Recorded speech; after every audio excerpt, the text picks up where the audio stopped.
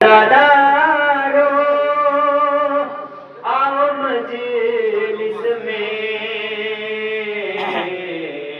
فاطمہ انتظار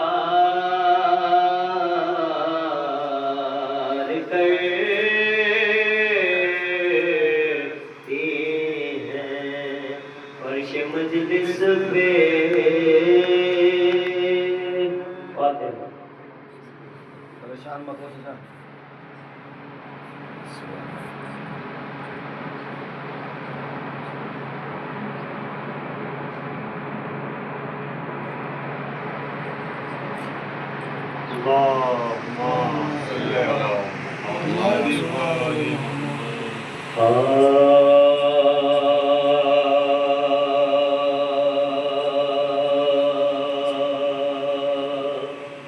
جب ہوئے بازوئے عباس قلم دریا پر جب ہوئے بازوئے عباس قلم دریا پر ارے گر کے ٹھنڈا حضرت کا علم دریا پر غرق خون ہو گیا وہ بحر کرم دریا پر ارے گل تھا زخمی ہوا سقائے حرم دریا مشک کو دانتوں میں پکڑے ہوئے یوں لاتا ہے ارے دہن میں شہر کی جس طرح شکارا ہے الغرض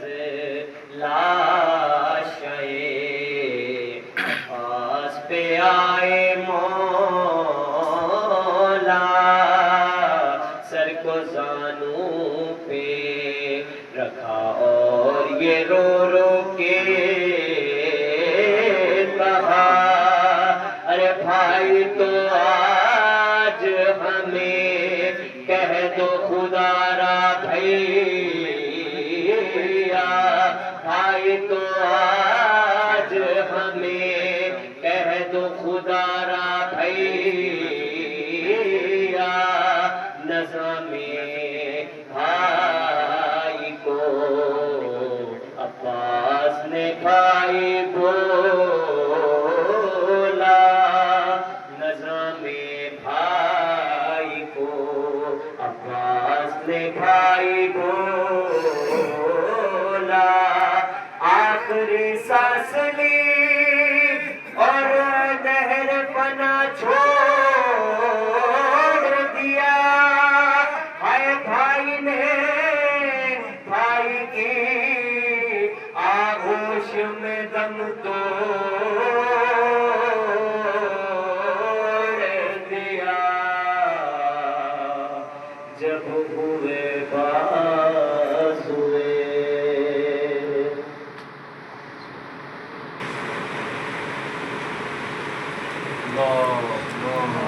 ما شاء الله لا حول ولا قوة إلا بالله العلي العظيم أعوذ بالله من الشيطان اللعين الرجيم بسم الله الرحمن الرحيم الحمد لله الذي هدانا لهذا وما كنا لنهتدي لولا أن هدانا الله لقد جاءت رسل ربنا بالحق الصلاة والسلام والتحميد والإكرام على سيد ياسمين ما في الوجود صلى الله بكل موجود نقطة دائرة الوجود صاحب اللواء الحمد والمقام المحمود مولانا ومولا الثقلين جد الحسن والحسين أبي القاسم محمد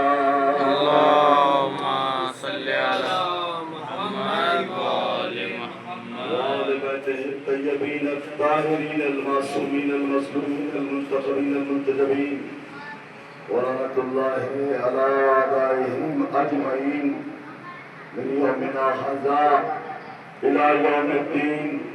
أما بعد فقد قال حق سبحانه وتعالى في محكم كتابه الحكيم وهو أصدق القائلين وقوله الحق. بسم الله الرحمن الرحيم.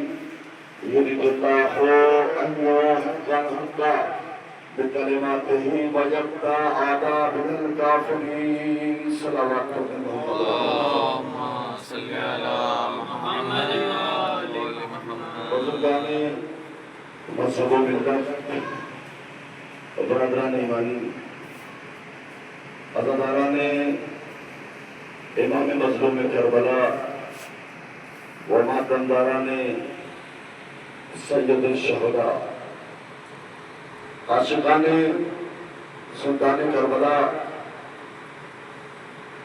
آج ہم اس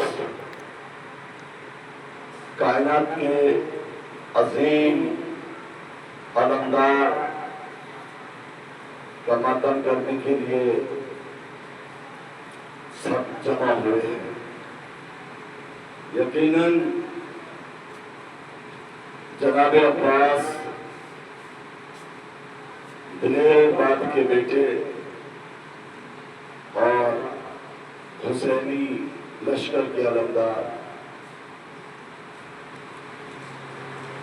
ایک واقعہ آپ کے سامنے رکھتے مصائب کے لیے نقل کرتا ہوں. مولانا متقیان علی بن ابی طالب صلوات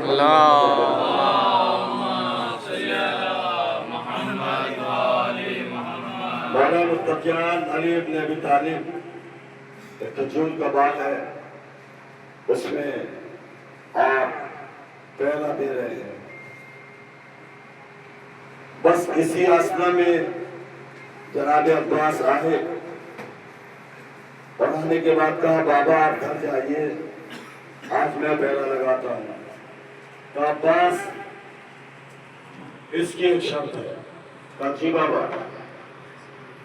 کہا اگر کوئی باپ کے اندر داخل ہونا چاہے تو اس سے کہہ دینا پہلے مجھ سے جنگ کرنی پڑے گی، اس کے بعد اگر وہ زیر کر دے تو اندر چلا جائے اور زیر نہیں کرے تو اس کو واپس ہونا پڑے گا. صلوات پڑھیں محمد والے.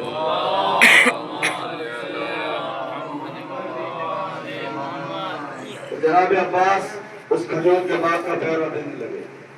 کچھ ہی دیر بعد جناب عباس نے دیکھا کہ ایک سوار ہے اور اتنی تیز رفتار سے آ رہا ہے کہ گھوڑے کے سن جب زمین پر لگتے ہیں تو اس میں سے چنگاری نکلتی ہے.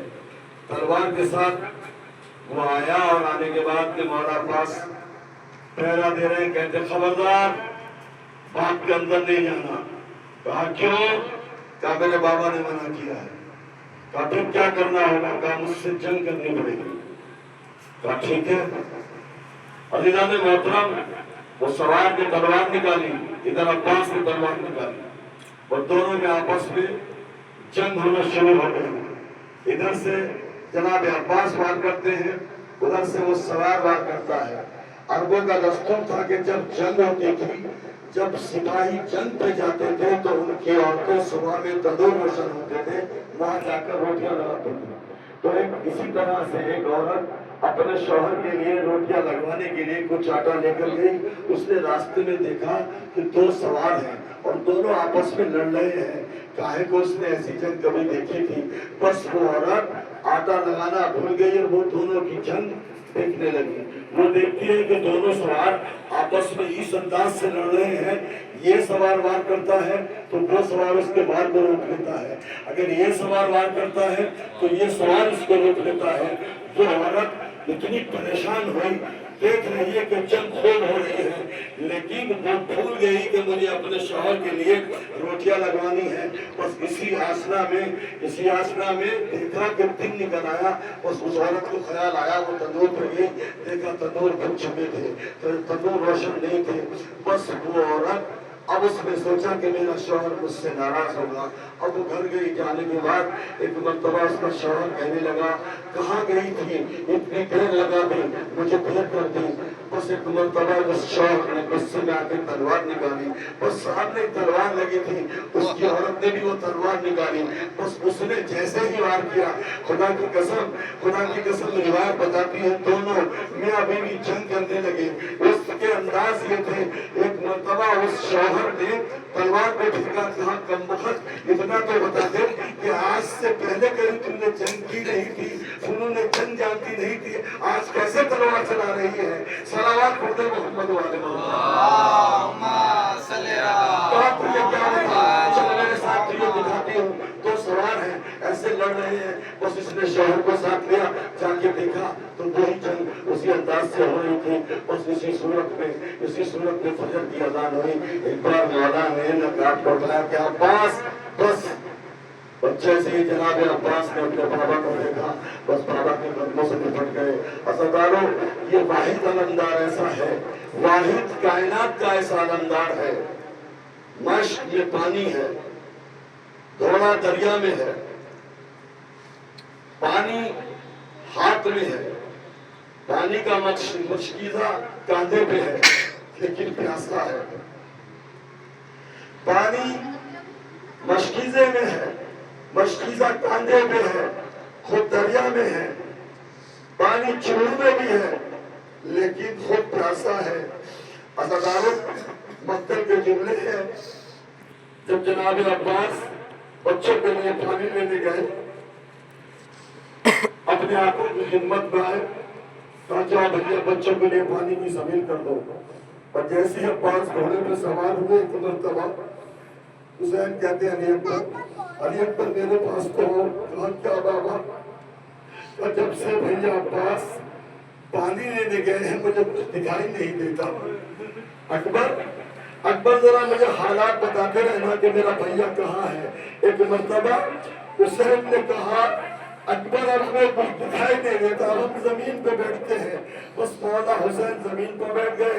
جناب علی اکبر کھڑے ہوئے ہیں. کہا بیٹا اب کیا ہوا؟ بس ایک مرتبہ جناب علی اکبر کہتے ہیں بابا علم فرات کی طرف جا رہا ہے. کچھ دیر بعد حسین پوچھتے ہیں اکبر اب کیا ہو رہا ہے؟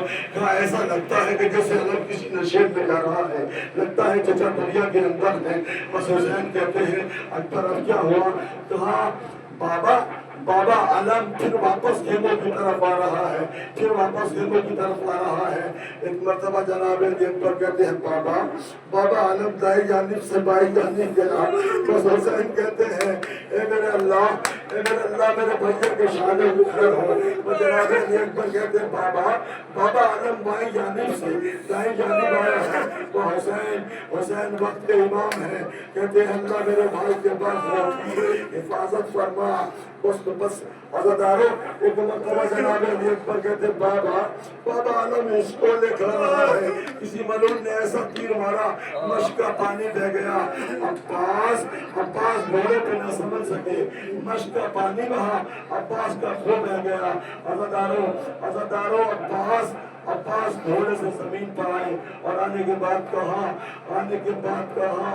آقا میرا سلام. بس یہ آواز سننی تھی.